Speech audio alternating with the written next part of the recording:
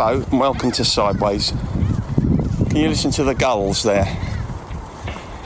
I really love them, especially because their cry, their call, sounds sarcastic. It sounds as if they're going, ooh, ooh, look at you.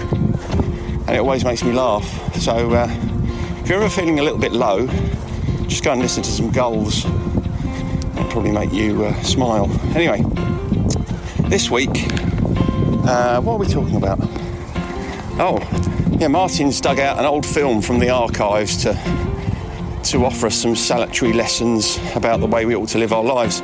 And it's a kind of, it's quite a special episode this week actually, because for the first time in probably 4 years, we actually sat together and recorded it, which was strangely more uncomfortable than you might imagine.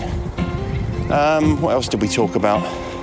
I can't really remember, but best thing to do is listen to it and then you'll find out.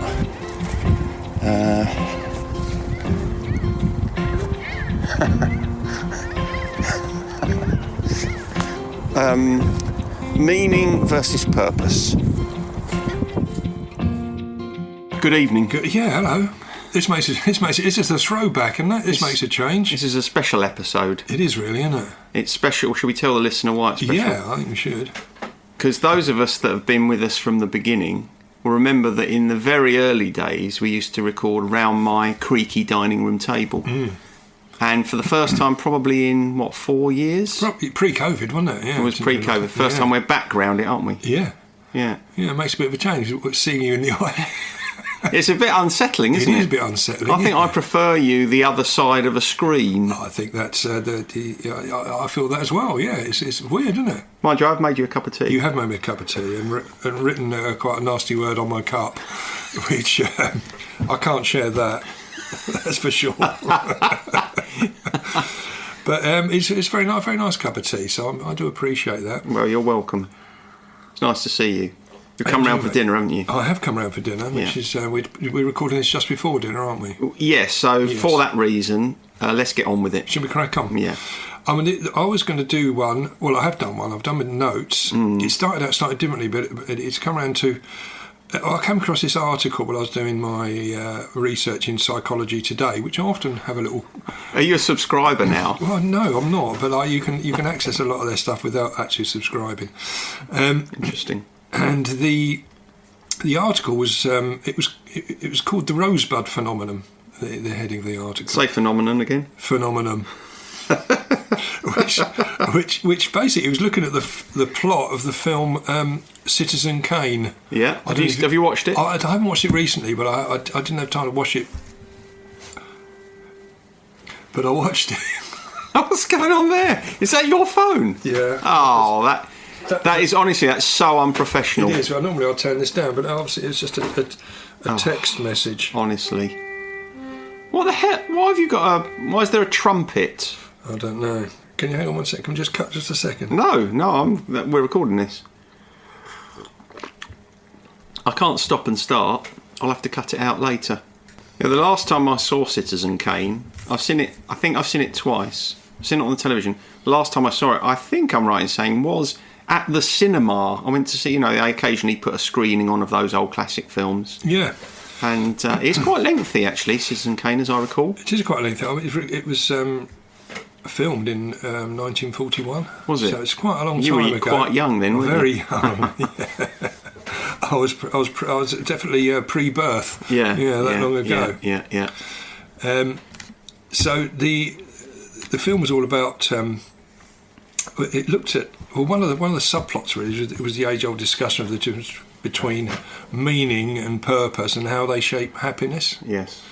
So that was that was the basis of it. But before we get into the meat of this, I just wanted to, there's a couple of things I just wanted to run by you, see what you thought, really. Yeah. The first one was there's a Bulgarian football club. I don't know if I'm going to pronounce this right. Oh, go on, have a go. Arda Kardzali. Yeah. Now, they had to apologise after holding a minute's silence before one of their games for a former player who turned out to be still alive, which Was it Mark Bottom? It was Petko Genchev. They're in the top division in Bulgaria. You thought they'd have been all over that, really, wouldn't you? You'd have thought so, wouldn't you? Well, what happened there? Was there an erroneous report in the newspaper or something, or did they just I don't know, someone just said for a prank, oh, you know who's died? Well, yeah, at first I thought perhaps it was an April Fool joke. Oh, of course, yeah. Yeah, but I looked at this before April the 1st. I did the research before then. So it is, that was, they just got some wrong information came through. So it is easily done, though, isn't it? Because I was done. Convinced that Mark Bottom had died. You were. And I don't think, well, I mean, he may have done now. We're not sure if he's still alive. But we thought he was dead, didn't we? And then I saw him. Saw him walking along the road, right as rain. So, but I don't think I ever went as far as putting a press release out about it. No, or had a minute's silence for the lad along Holland Road where he used to live. There's another point that there was something we missed on February the 22nd. Oh. Right? Now, we used to do World Days, didn't we? We did, yeah. And this one came up, which was the World Sword Swallowers Day. Oh. Yeah. Promoted by the Sword Swallowers Association International. Right. I don't think there's many participants or many members. You wouldn't have thought so, no, would you? But have you ever fancied a go at sword swallowing? I've not, no. But what you had to do, if you wanted to get involved, was on on 22 minutes past 2. Yes. On the 22nd day of the second month, so in February. Yeah. Everyone that was in the association swallowed a sword in unison across the globe. Okay. Did it have to be any particular length sword, or it didn't say really? Any sword. But it's just to get involved. Right. So if you wanted to get involved, that's when you had to do it. Right. So if you want to get involved next year, it'd be worth putting that date in your diary, wouldn't it? Yeah. 22 minutes past 2. So it didn't say if it was AM or PM. So you'd have to look that up further. Do your own research. Yeah, as we always say. Yeah, can't rely on us. Well, I don't really understand what the attraction is of sword swallowing. No, it's always part of the old tradition, wasn't it, on stage? We had a variety, the old variety shows. We had plate spinners. Surely, wasn't it? It was circus. Was it circus, or was it circus, or was it more on stage in the music halls?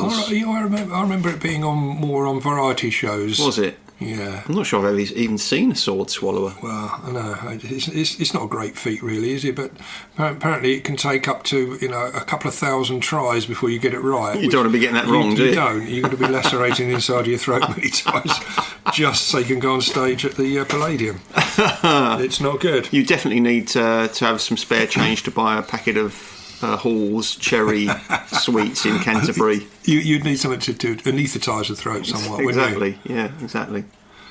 So I quite like that. Anyway, we go on to the subject matter and Citizen Kane. Yeah. As I say, it's not just the plot, and I do remember it being quite long myself and probably got a bit bored. But it's what it tells us about the stories we tell ourselves about ourselves. Yeah.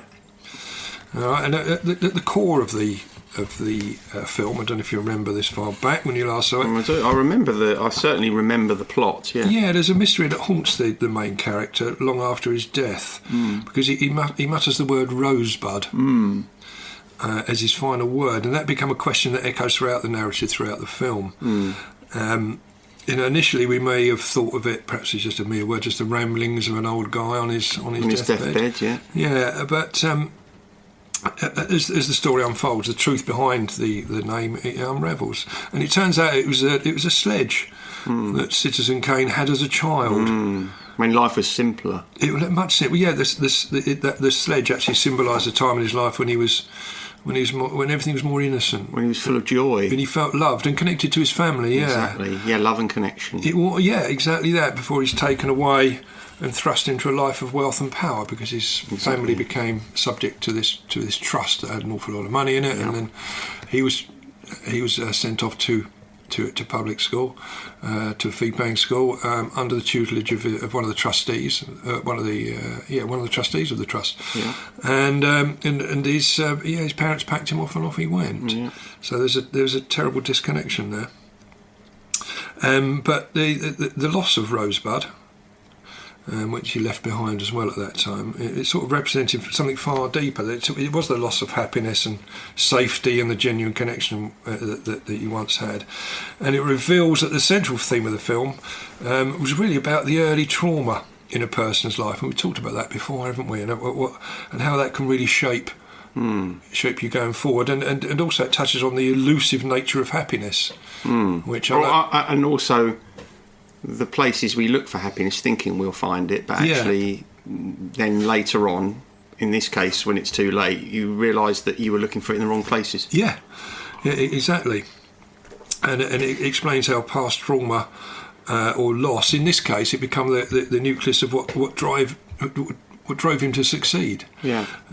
Yet paradoxically, it also kept him away from achieving true happiness. So there's a lot going on there. Yeah. Did you say? I was just thinking as you were saying that, I was wondering if you felt some of that. Well, when Paul died, I wonder if you, because I know you kind of threw yourself into work, didn't you?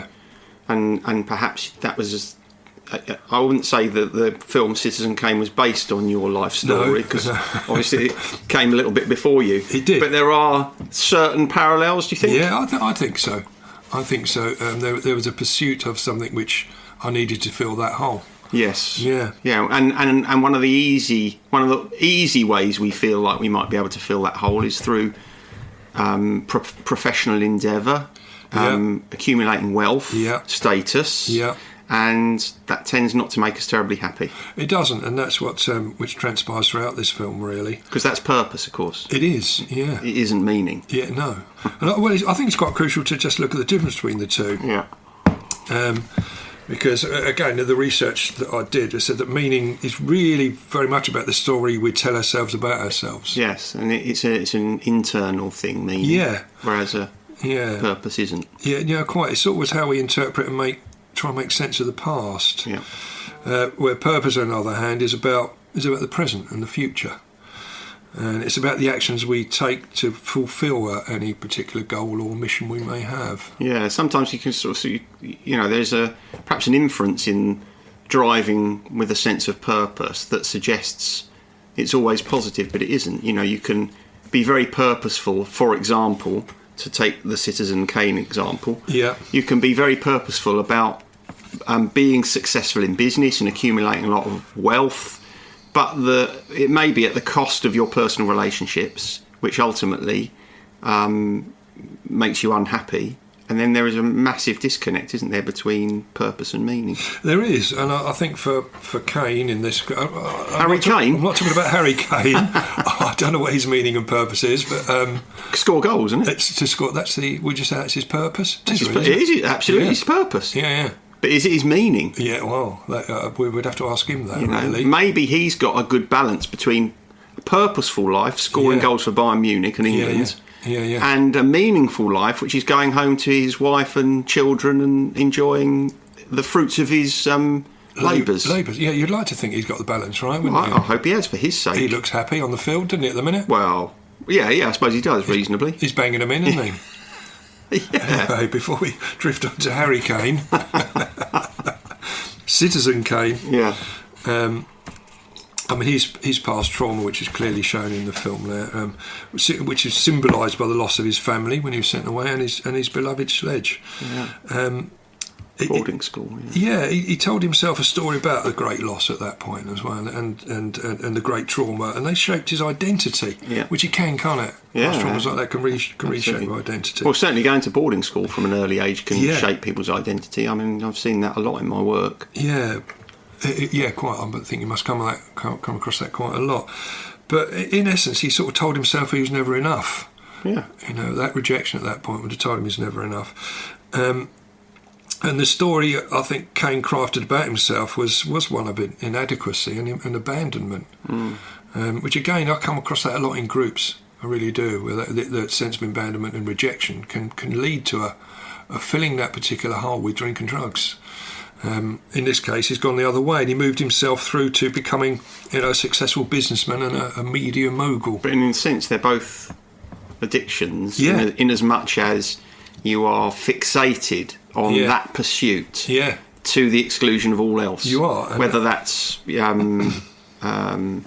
vodka. Or being building a business empire. Yeah. It is a whole-filling exercise, isn't it? It is, yeah. And I think that's the catch there, isn't there? Because despite in the film Kane, he had a monumental success with his business. He was never happy. Yeah. He was constantly striving for more, which is more power, more control, more influence. Yeah. And yet he was never really able to fill that emptiness. No. So I do relate to a lot of this. Because he's very looking much. outside himself to fulfil a space that exists inside him. He was, but I think he's still trapped in the story as well, wasn't he? The Yeah. narrative that he was feeding himself. Yeah, because if you feel like you're not enough, then that's often why people want to constantly achieve things, because they are equating achievement with value. They feel that if they achieve things, they'll be more valuable, and if they're not achieving things, then they won't be valuable. So I'm having great difficulty disconnecting Citizen Kane from Harry Kane now. It's something we need to work on, really, isn't it? Because whenever you talk about the film Citizen Kane, I'm thinking, yeah, that could apply to Harry Kane. Yeah, perhaps the parallel was there. It was there all along. We never knew. But anyway, yeah, I think what his life reveals is that, again, the story we tell about ourselves, especially about our past, especially if it's rooted in trauma. Trauma can take the case, in his case, loss and rejection, or fear of inadequacy. It can distort our sense of meaning, and I think that's what they're talking about here, really. And when we carry that meaning into the future, it often leads us to pursue goals we're not really about fulfilment, but about proving ourselves. I certainly felt that. Yeah. I certainly felt that. Yeah. That was a driving force. Yeah, you kind of lose sight of what meaning really is for you. Yeah. Yeah.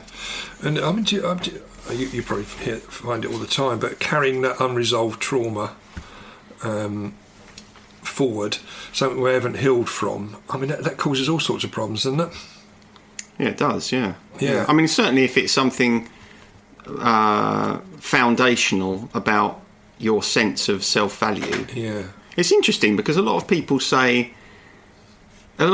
it difficult to believe that something that happened years and years and years ago in childhood, or a series of events or whatever it might be, can still be affected them in childhood.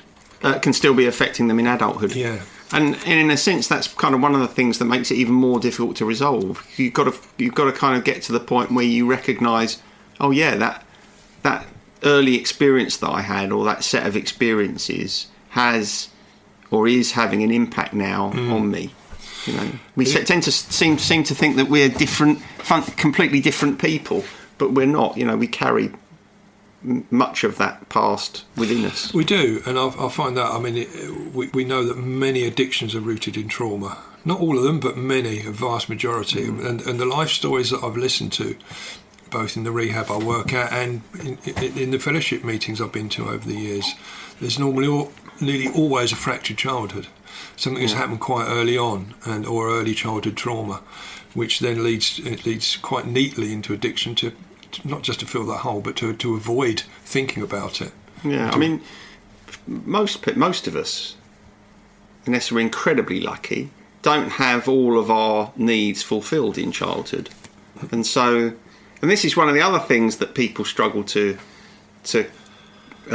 accept. They reject this idea that there was something wrong in childhood. Oh yeah, I had a fine childhood. You know, my childhood was very happy. But actually, when you start to tease it out, for a lot of people, you know, you're not suggesting that there was something specific and terrible that happened. But if you fundamentally aren't having your needs met, for example, because there's difficulty elsewhere in the family, you don't really get the attention that you need, then that is a trauma for you as a child, and it's something that you can carry that has a big bearing on the way you see your own importance in the world. Yeah, I wonder where, you know, these traumas, you know, in my case I didn't have childhood trauma, but it was later on, you know, it still has the same impact, doesn't it? It will still carry from that point forward, and unless you do resolve it. But you can, if you think about trauma in its broadest sense of the word, you can even characterise a trauma as a difficult relationship with a parent. Yeah. It doesn't have to be an abusive one. No, or a bereavement. No, it can be a I never really had the relationship with my father or my mother that I wanted. And that in itself can create a lot of emotional disturbance that we can carry through, and we can perceive it we can perceive ourselves in certain ways that, you know, later on proves to be quite destructive. Yeah, you're right. And in Kane's situation here, Harry. Yeah. I think you know, he was driven by a story that he was fundamentally inadequate. Yeah, That's where it came from initially, and in his pursuit of purpose never really brought him the satisfaction he was looking for. It's an unfillable hole. Yeah, it is an unfillable hole, because what you're doing is you've run out of apples and you're trying to replace them with pears. Yeah, yeah. Which obviously, obviously you do at the farmers market on occasion. Yeah, it depends on the season. Yeah, if the deficit is about emotion and the way you feel about yourself through your perception of the way others see you, then it doesn't matter how wealthy you become or how successful you become. You're not. It's not going into the right bucket, is it? No, it isn't. No, exactly right. So the next bit of it was really about, and again, it comes out of the film really, is about resolving this meaning problem, because we're left hanging a little bit in the film. And so the next part of the research was really looking at how we break free from that, this cycle of trying to prove our worth through achievement. And what it suggests, or what the research suggests, is it lies in reframing the story we tell about ourselves and tell about our past. We have to go back and acknowledge that the loss we experienced, and especially in Kane's case here, the metaphorical rosebud, it wasn't his fault. What happened to him at that point, it certainly wasn't his fault, and the trauma wasn't something he caused, and it shouldn't have defined him. No, I mean, there's work. The work there is about revisiting unhelpful beliefs you had about yourself. Yeah, because I think, if you've lived all of your life with a destructive belief about yourself, it's very difficult just to overturn it. But what you can do is you can challenge it. You can say, okay, I've always believed this about myself. I've always believed I wasn't really valued, or wasn't valuable, wasn't worth it, or good enough. And the first step really is about, well, hang on, let me suspend my disbelief that actually I got that wrong.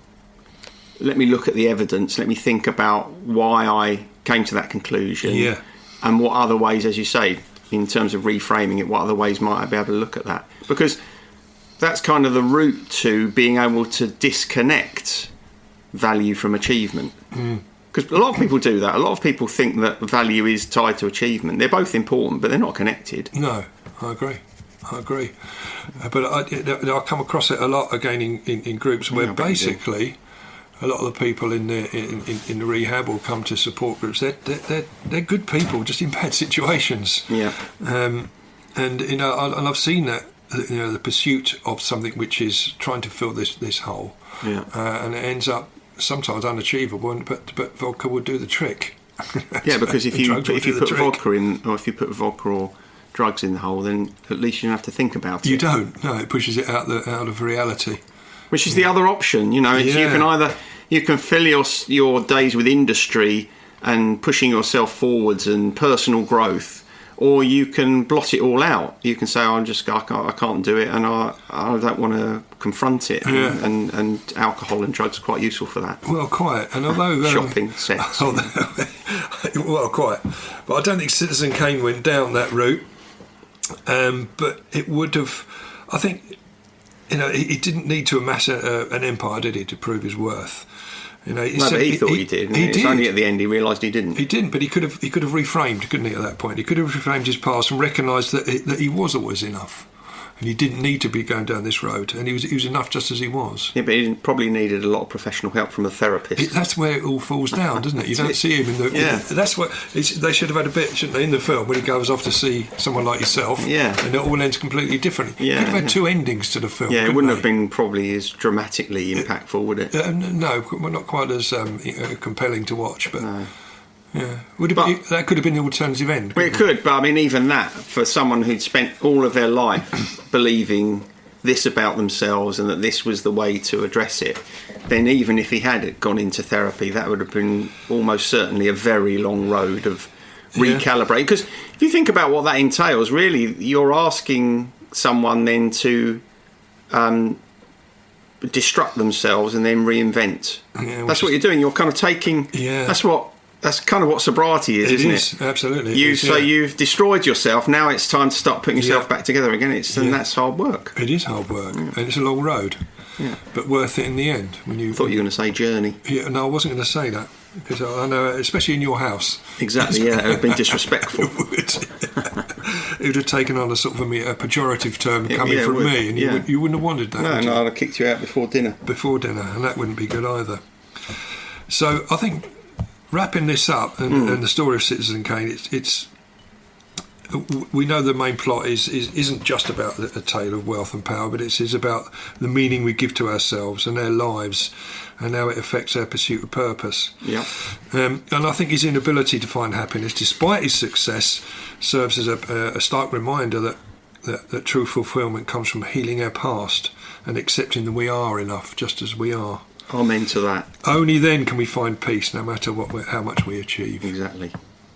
Yeah. Is that a nice way to wrap that one up, do you reckon? Lovely. Yeah, it works, doesn't it? Yeah, I think so, yeah. Yeah. Yeah. Thanks for your endeavours. Oh, thank you. Thank you for I hope you don't feel as if you're more valuable because of your achievements. I feel the achievements, I suppose recent achievements have made me much happier than the ones when I was trying to accumulate wealth and status. Exactly, yeah. Because they mean more, don't they? They mean an awful lot more, yeah. So that's it really, mate. Okay, good. Because normally at this point we go on to the conundrum feature, and I do normally jot this down when you're writing, when you're telling me. I've got one for you. Don't you worry. Just hang fire. Right. Okay. Here is. You don't need to write this down. Okay. This is right in your wheelhouse. I don't need to, do I, really? I've chosen one that's right up your alley. Okay. Here's the conundrum. Here's the situation. Okay. Someone who doesn't know you're new in recovery. Yeah. Bets you £50 you can't go a month without drink. Okay. Should you accept their bet? I would have done readily, yes, because I was convinced that that I'd taken my last drink. Yeah, I'd be happily taking the 50 quid off of them. Do you think though that kind of you're putting unnecessary and unwelcome complexity and pressure on yourself at a very vulnerable time? 50 quid, no, probably, but if it was £1 million, perhaps yes. Yeah, well, no one's going to bet you £1 million, are they? But I wouldn't. I'm just thinking, if you're new in sobriety and someone says, I bet you can't go a month without drink. Yeah. Whether it's 50 quid or 100 quid or whatever. Yeah. I suppose I wondered whether, on one level you can think, well, there's nothing wrong with that. That's fair enough. You in sobriety, they don't know. Tough on them. Mm. But it felt as if there was a kind of extra layer that you kind of don't really need. Yeah. Is that right? Yeah. I mean, the offering of the bet is where the problem lies. Yeah. Because you'd like to think that people around you would be supportive and wouldn't put that pressure on you. But this person doesn't know you're new in recovery. Oh, right, no. If they don't know you're in recovery, then... So I would think mostly, if I offered that conundrum up to the people in the groups, they would all say, I'm sure, that would give me extra motivation. Right, okay. I'd be quite cool with that. So perhaps not a bad idea to take it on. No, I don't think it is. So tomorrow you're going to go in and offer that then, are you? I'm not, because I'd lose a lot of 50 quids. And that wouldn't be great. But I know what you're getting at. But there's also something, isn't there something in there about, I don't know, maybe I'm wrong about this. It felt there was an impurity in there. You all of a sudden you're doing it for another reason. Aren't you just doing it isn't it enough that you're doing it for you, to make yourself, never mind the 50 quid or 100 quid or whatever. Don't you want to just do it just because you've chosen to and you want to do it? In its purest form, that's what recovery should be. But in most cases, there are always extra outside motivations. Right. Yeah. Normally to get relationships back on track, especially with children. Yeah. Yeah.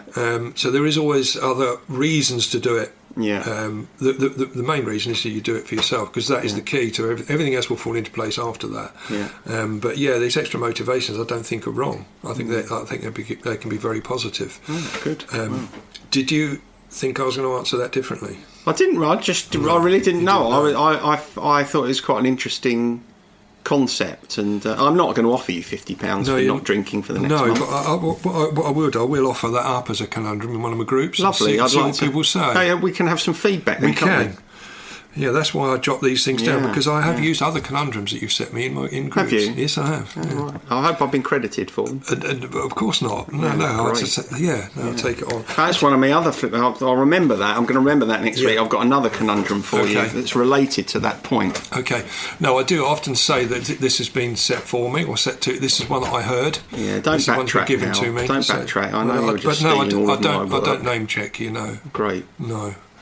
Right. So when all my clients have disappeared and I'm in the gutter, And I could have done with a bit of credit. You will, well, perhaps I'll do a PowerPoint presentation. They'll have your name flashing up on the screen just to give you a bit of subliminally? Kudos. You could do it like that. Yeah, flickering. Yeah. My face, subliminal. I'm not sure how helpful that would be. No, I'm not either. Yeah. That's another conundrum. Yeah, that is another conundrum, yeah. Excellent. So that really goes on to our gratitude lists. Is it me or you? I don't mind which one goes first. Go on, you're a guest in my house. Thank You you. go first. You're a guest in my house. I'll go first. What I put down on my gratitude list, I was very grateful for being invited this week, which I attended on Saturday, which was an invite to a 11-year sobriety party. Yes, that's right. Yeah, because you missed the football, didn't you? I did miss the football because I was at a sobriety party. Nice. Which was a lovely gathering. 11 years. Yeah. Some of my old friends, and Bex, the girl who's achieved 11 years, was hosting. Lovely. And her husband had done all the cooking and everything. A nice homemade curry. Can't go wrong with that, can you? No, that's top banana, isn't it? So I was very homemade curry and homemade cakes. No, that's about as good as it gets, mate. Yeah. I can see you being grateful for that. I was grateful not just for the invite, but for the quality of the homemade food. You were mostly grateful for the curry and the cake, weren't you? Mostly. If we're honest. Yeah, that's excellent. Yeah, I like that. Very good. So how about yourself? Well, I've been trying to think how I can express my gratitude for this, but I think it sounds a bit odd, but I'm kind of grateful for myself this week. Oh, right, okay, let's do it. You haven't seen it yet because I haven't taken you into the garden. Oh, well, okay. I've built a table. Wow. Right? Yeah. I mean, it's rough and ready. Yeah. But you know me and anything sort of practical and DIY-y. And I made it, and it's actually quite stable. And I didn't make any terrible errors when I was making it. And I feel quite proud of myself for having done something that felt so far out of my comfort zone. But I'm not quite sure what I'm grateful for. I think probably I'm grateful for having a go. Yeah. That's what I'm grateful for. Because a few years ago, I'd have thought, no way am I doing that. That'll be an absolute shambles. Yeah. And so, I don't know, something shifted there, so I'm quite grateful for that. Yeah, you wouldn't have started it because you I don't think I would have done. You were scared of the outcome, weren't you? Yeah, I think that's probably right. I probably wouldn't have started it. I would have thought, I'm either going to make a terrible mess of this and get frustrated with myself, or I'm going to hit so many obstacles along the way that I hadn't foreseen, I'm going to get frustrated with myself. Yeah. It's probably easier if I just don't bother. Yeah. So well, no, that's excellent. Is it good enough to take a photo of and put it on our Facebook page? Well, we could for people to see. Could do that, yeah. If I get it from the right angle. We got to get some serious lighting going on. If I get it from the right angle in a dim light. Yeah. I'm sure you can Photoshop it to make it look like a... Well, you see, I wanted a table from a pizza oven. Ah, okay. And I couldn't find one that was quite the right size that I was willing to pay for. Yeah. So I thought, I got a load of scrap wood here, I'm going to make one. Excellent work. So if in a few weeks you hear that my pizza oven's smashed because it's fallen, because the table gave way, then I may revisit this gratitude. Okay. But, so the pizza oven is going on the table. Correct. Excellent. Right. Okay. Yeah. It's all right. It's only 16 kilos, so it should. I think I did sit on it when I'd finished it. Did you? I wanted to prove to myself that it could. I mean, I didn't stay on it very long. I'm not that confident, but. Anyway. Well, I look forward to seeing it then in a few minutes. Yeah. Okay, well, the last bit here, as we normally do, is just have a look at the best-selling albums. Now, I better just hide my notes here. That's right. I wouldn't cheat anyway, but yes, you know. So last week we did, or the week before last, we did 1970, 80 and 90. So I've just moved it on a year. Oh, 71. So lovely. So 71, 81 and 91. Okay. So what would you shall I give you the artist? I think you're going to have to give me something because okay. Well, there's a bit of a strange one really, but 1971, Simon and Garfunkel. Oh, is it Bridge Over Troubled Water? It is the same as last year. Yes. Really? Yeah. So it's the best-selling album in two consecutive years. Yeah. Wow. I would imagine they perhaps released it midway during the year or something. It went over the Christmas period into the following year. Good album, though. Fair dues. Well, it used to be up there, didn't it? That's what I was looking up at your wall there. And it's no longer... No, it's upstairs now. Because you've been doing a bit of decorating in here. No? Well, I haven't, actually. Oh, right. Just, it was kind of you to say so. Ready for some decorating. Yeah, so that was... bizarre, isn't it? And we'll stick with the albums and we'll come back to the FA, to the league winners in a minute. So 81. So 81. You wouldn't get this particular... Well, you might do, but it was an album. Yeah. Well, I know that. And we mentioned my brother. Depeche Mode? No, it was one of his other favourites at the time. Adam and the Ants. Adam and the Ants, I don't know any of the names of any Adam and the Ants albums, but how many words is it? 1, 2, 3, 4, 5. I've kind of got it's in the back of my mind somewhere, but I don't know. I think you're going to have to tell me. Yeah, it's Kings of the Wild Frontier. Yeah. Would you have got that? Well, I'll tell you what I was thinking, honestly. I don't think I would have got it, no. But I was thinking it's something Western related. Right, yeah. Like sort of cowboys and Indians. Yeah. Which I think broadly is about right. Yeah. So probably I should get points for that. It's a tenuous link to the answer, but whatever you feel comfortable with. I do feel comfortable having points for that. Yeah. So 1991, there was an album by Simply Red. Oh, God. Was it called Holding Back the Years or something? No. Was it just one word? Yeah. Oh, I know this. What's it begin with? S.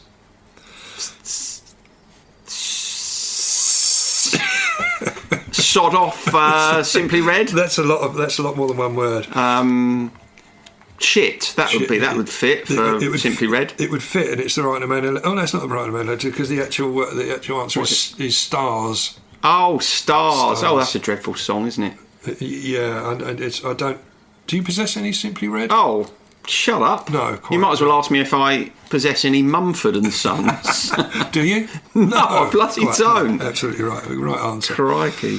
So going back to the 70-71 season then. Yeah, so this is this is who won the top league. Top league, 70-71.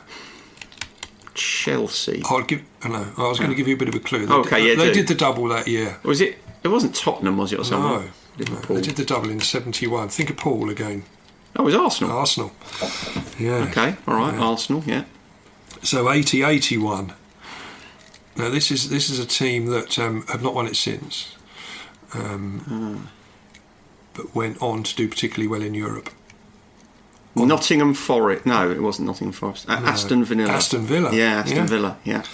So they won it in 80-81. Yeah. And then 1990-91 season. It's got to have been... Must have been... Oh, hang on. Was that the first... That wasn't the first year of the Premier League, was it? It's not Blackburn. No. It's Man United. No. Oh. Think of Paul again. Is it Arsenal? Arsenal again, yeah. So, they won it on two out of the three very good. Years that I asked you for. Yeah. Was that the year that they won... When I was at a do at Leeds Castle that night, when David Rocastle scored the winner? I was with you then. Yeah. Yeah, we were drunk, I think. I was, properly drunk. Well, you definitely would have been drunk. Yeah. Was it that season? I don't think it was it? I don't know. Was it? I can't remember now. I'm not surprised. Long time ago. I'm going to look it up. I think it was that season. I think it was that season. Well, they had to win by 2 goals away at Liverpool. Yeah. It was 1991, so it would have been 91, wouldn't it? Yeah. I think it was. Probably was. Yeah. We'll leave it there then, shall we? Yeah. Is that job done? And I'll take you to have a look at my table. Thank you. Looking forward to it already. All right. Thanks, mate. See you next time. Yeah, I will. It'd be funny if I hadn't recorded this, wouldn't it? No.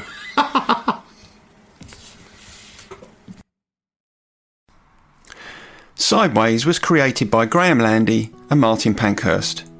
If you want to read more about our work or sort through the extensive archive of past episodes, just visit grahamlandywellbeing.co.uk/sideways-podcast. You can follow us on Twitter or Facebook or Instagram at Sideways Podcast, and you can email us if you have a question or if there's something you'd like us to cover. But most of all, we want to tell you how grateful we are that you come and listen, and we ask that if you've enjoyed what you've heard, that you spread the word. And we'll see you next week.